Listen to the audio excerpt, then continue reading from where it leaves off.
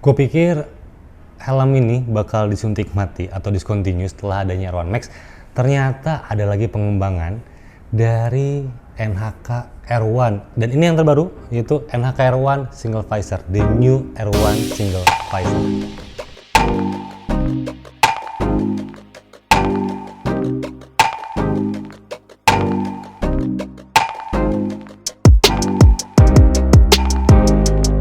Assalamualaikum, halo semuanya, selamat datang kembali di channel Acuan Hobi bareng gue Rezandi. Jadi kali ini gue bakal ngebahas soal helm yang terbaru dari NHK, itu NHK R1 Single Visor atau the new R1, tapi bukan yang Max. Yang tadi gue bilang gue pikir bakal discontinue, ternyata ada lagi pengembangan dan perubahannya buat gue cukup massive, cukup menarik, walaupun secara bentuk masih kurang lebih sama, tapi pasti kelihatan beda banget sih. Oke, gue coba buka dulu si helmnya.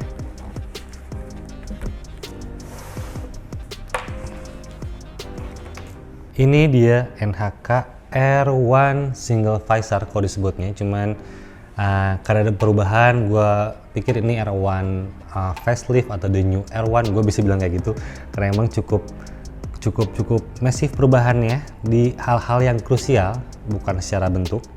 Tapi bentar, gue coba buka juga si pelindung visornya. Oke, jadi ini dia the new R1 Single Visor, ini yang terbaru dari NHK. Dan udah pasti ketebak, yang pertama berbeda itu atau perubahan itu soal visornya di single, dan dia lebih flat, dan juga dia punya intensitas warnanya tuh dia light smoke tint, kayaknya ini 20%. Jadi ini yang gue suka, tipe visor seperti ini yang udah smoke, cuman dia nggak terlalu gelap smoke-nya, bukan dark smoke gitu, dia masih light smoke, cuma 20%, jadi masih aman dipakai siang atau malam. Cuman ntar gue bahas lebih lanjut soal detail-detailnya, itu perubahan intinya. Dan kalau ngelihat secara general, kenapa ya NHK ngeluarin tuh banyak banget, mulai dari R1, dari S1 GP langsung turun ke R1 Max, turun lagi ke R1 Elite, lalu sekarang ada juga masih yang baru lagi dikeluarin, itu R1 Single Visor. Perubahan sedikit dari yang R1 versi dulu yang double visor, kalau ini single visor. Gue sih ngeliatnya kalau secara bisnis yaitu urusannya NHK. NHK punya acuan tersendiri lah untuk menentukan semua helm bakal produksi bakal tetap dibuat. Kayak contohnya R1 Max sama R1 Elite, perbedaannya hanya double visor dan single visor. Itu secara bisnis mereka punya pilihan tersendiri. Cuman kalau gue ngeliatnya dari secara user atau konsumen, gue dimanjakan dengan banyaknya line up yang disediakan oleh NHK sebenarnya sih. Jadi gue tinggal milih sesuai dengan budget gue dan sesuai kebutuhan gue juga buat milih line up NHK yang cocok buat gue itu yang mana gitu. Dan kalau misalnya ibaratnya tuh ini mirip sama brand dari Arai. Kalau dulu Arai tuh punya open face-nya banyak banget. Dulu tuh ada RAM4, langsung ada CTZ, terus ada MZF, ada SZG. Nah itu dia bikin line up-nya cukup banyak, emang menyesuaikan sama kebutuhan si konsumennya. Mungkin NHK mengacu ke sana juga sih gue ngeliatnya. Oke, sekarang kita coba saja si helmnya. Ini dia R1 Single Visor. Gue nggak boleh keceletot ngomong R1 Max karena bukan R1 Max. Ini R1 Single Visor, lanjutan dari R1 yang double visor yang sebelumnya. Oke, kita mulai dari eksteriornya dulu. Oke, secara eksterior tadi gue bilang di awal, yang perubahan secara signifikan itu soal visornya. Gue langsung bahas soal visornya dulu. Visornya dia terlihat semi flat atau terlihat looks-nya tuh flat banget, berbeda jauh dengan sebelumnya. Dan kan dibikin flat, jadinya kesannya helm ini lebih tirus, kayak lebih cakep aja gitu kalau gue ngeliat dengan visor yang flat seperti ini. Ya ini ngingetin gue sama helm Arai dengan visor flat seperti ini yang cukup panjang, cuman nggak berlebihan panjangnya. Ada lace juga di sini. Ini juga lekukan di atasnya juga cukup manis. Dan good point-nya yaitu gue bilang ini udah smoke dari sananya, ini smoke 20% kayaknya untuk intensitas kegelapannya. Dan gue suka banget sama warna smoke seperti ini, apalagi dengan warna nardo grey, jenis cocok banget.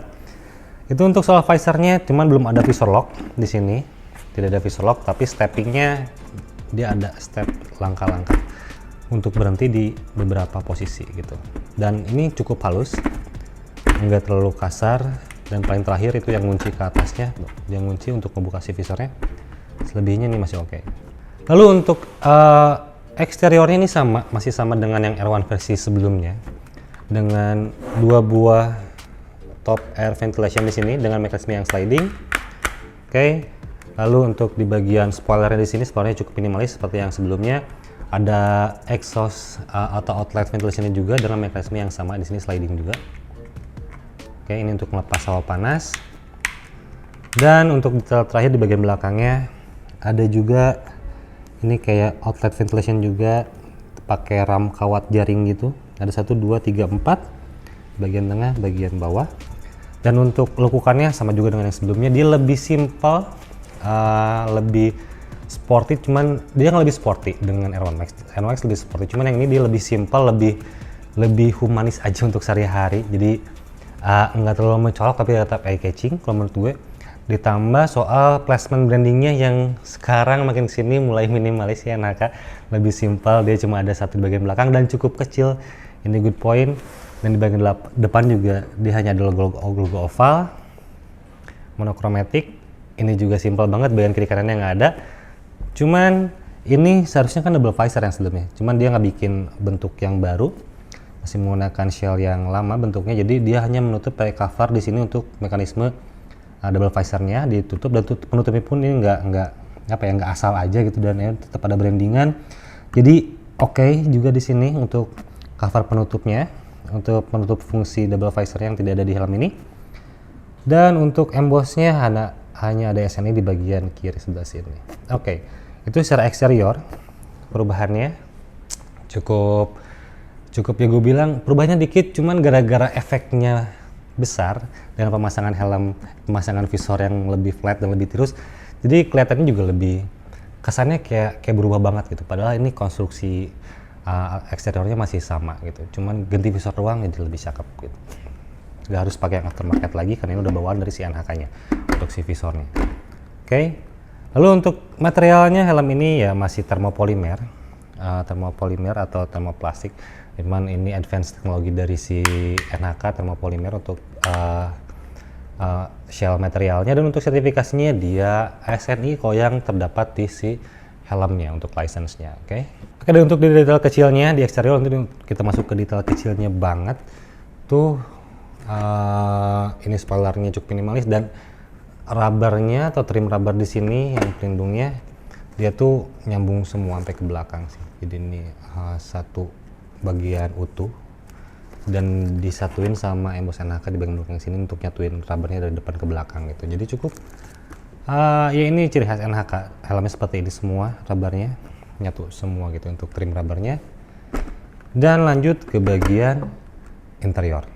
Nah, ini juga salah satu perubahan besar dari R1 untuk band interiornya, karena berbeda jauh dengan yang versi sebelumnya. Jadi kalau misalnya eksteriornya masih mirip secara konstruksi shellnya, cuman interiornya dia gue bilang berubah drastis, dan mungkin fitment juga bakal berubah, ntar gue cobain di segmen akhir. Untuk fitmentnya yang kentara itu paddingnya hanya jadi 2 bagian, kalau dulu jadi 3 bagian kan, ada cheek pad, front pad, dan juga neck roll. Kalau sekarang neck rollnya nggak ada nih, nyatu dengan si bagian cheek pad. Jadi ini good point, gue selalu suka helm yang emang cheek padnya panjang sampai ke belakang, seharusnya lebih nyaman. Dan untuk fabriknya atau materialnya ini sama mirip banget, gue nggak bisa mastiin, cuman gue pikir ini mirip banget dengan R1 Max untuk fabriknya gitu. Ini warna gelap untuk fabriknya. Dan perubahan terakhir soal IPS-nya, sebelum gua bongkar, gua kasih tahu dulu perubahannya tuh. Kalau misalnya yang R1 versi dulu yang double visor tidak ada IPS di bagian cheek pad, di sebelah sininya kosong, jadi IPS-nya hanya bagian crown-nya aja, bagian tengkorak kepala.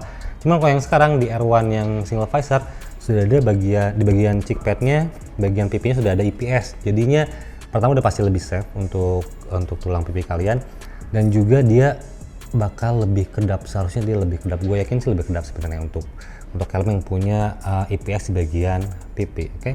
Sekarang kita coba bongkar dulu si padding-paddingnya.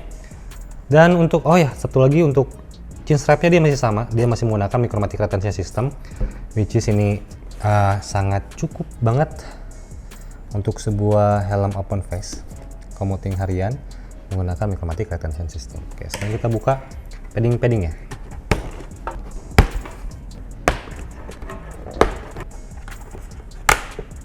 Oke, jadi ini untuk si IPS-nya.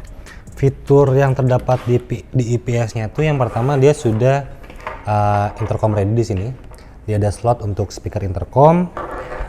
Dia langsung ke material ABS-nya, jadi harus menggunakan velcro lagi untuk menempelin si speakernya. Lalu untuk si IPS-nya di sini lubangnya cukup banyak. Di build-nya cukup oke ya, ciri khas NHK. Gua selalu bongkar IPS kan di setiap helm tuh. Ini build-nya kelihatan oke, ada jalur garis untuk airstream-nya atau stream aliran udaranya. Dan di depan di sini ini lubangnya ada 1, 2, di bagian jidat 1, ada 2. Geser ke belakang dikit, ada lagi nih 1, 2, 3, 4. Oke, terus ada lagi di sini tengah-tengahnya 1. Yang terakhir ada lagi 2.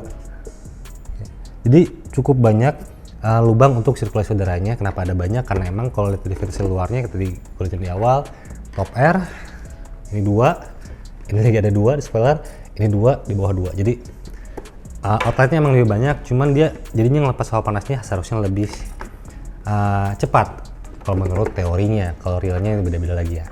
Kalau realnya karena emang harus ngerasain kayak cuaca seperti apa, kepala kita seperti apa, bawa motor seperti apa, gitu beda-beda juga untuk real di jalanan. Cuma secara teori dia seharusnya lebih cepat ngelepas si hawa panas dari dalam si helmnya. Itu makanya banyak lubang banget di bagian IPS-nya. Oke. Dan untuk bagian padding di sini ya gue bilang dia panjang ke belakang mirip sama R1 Max, dan ini materialnya sama kayak R1 Max. Untuk fabriknya full fabric, tidak ada kulit sintetis. Ini lebih minimalis, warnanya gelap. Cuttingnya 3D cutting. Dan kalau berdasarkan informasinya, helmnya itu wearable glasses. Ntar gue coba pakai juga, nyobain fitur wearable glassesnya. Dan untuk crown padnya juga rapi, 3D cutting, tapi bentuknya berbeda dengan Aeron Max. Yang tadi gue cek dulu sebentar, dengan Aeron Max itu ada perbedaan soal crown padnya, soal bentuknya. Cuman ya ini sama-sama rapi, ada jaring juga di bagian sininya gitu. Untuk ukurannya bukan pakai sizing alfabet, tapi menggunakan angka. Ini 14 mm untuk ketebalan dari si crown padnya. Gue suka ini juga. Untuk cheek padnya 3 cm. Untuk mekanismenya 3 buah snap button untuk yang cheek pad, dan ini juga ada selipannya ke bagian antara shell dan juga IPS.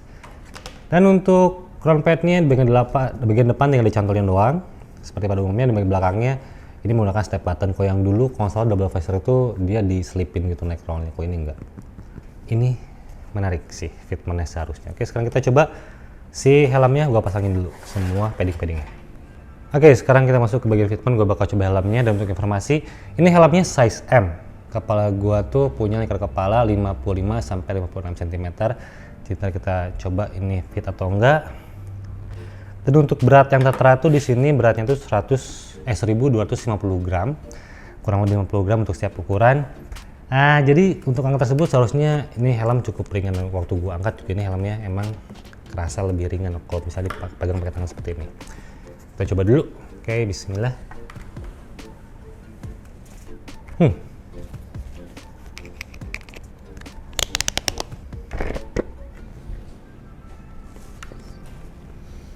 Sambil cobain juga fitur wearable glasses-nya. Dan enak untuk kacamata. Nggak ada masalah, gue pakai kacamata di sini nggak ada yang ngetahan.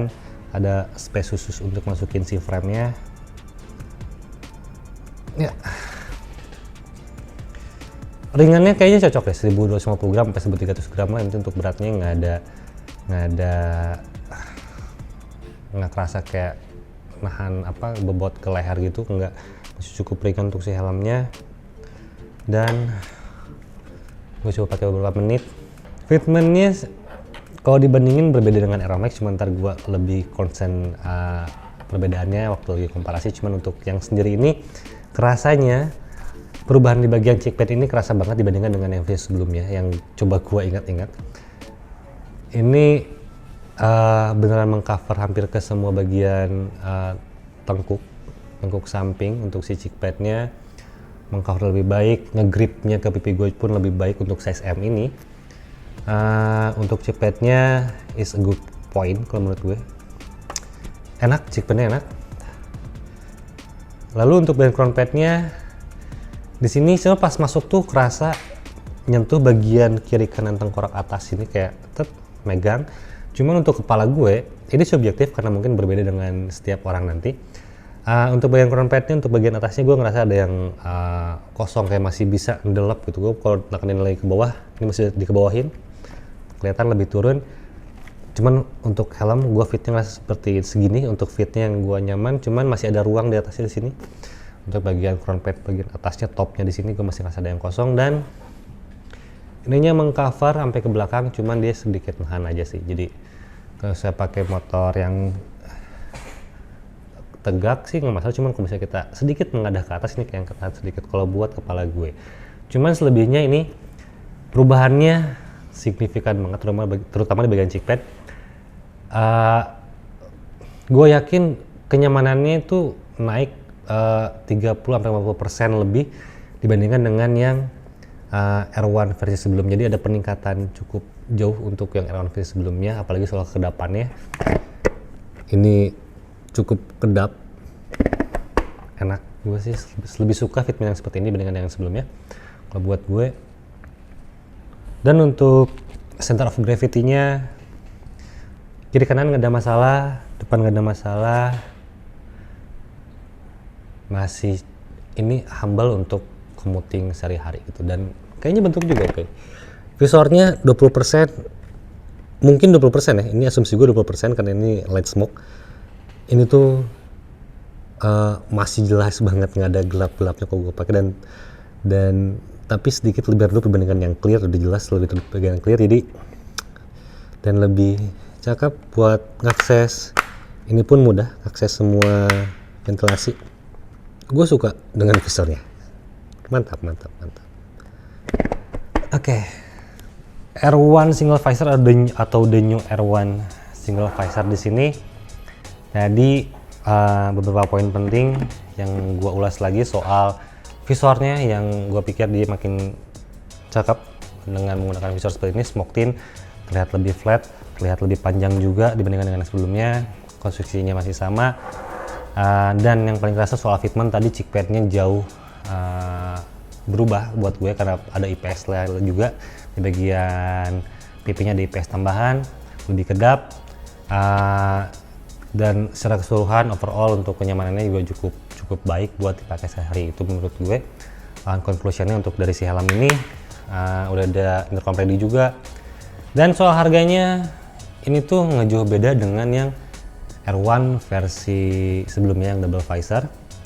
Dia harganya mungkin di kisaran sekitar 400.000 sampai 425, 435 segituan lah.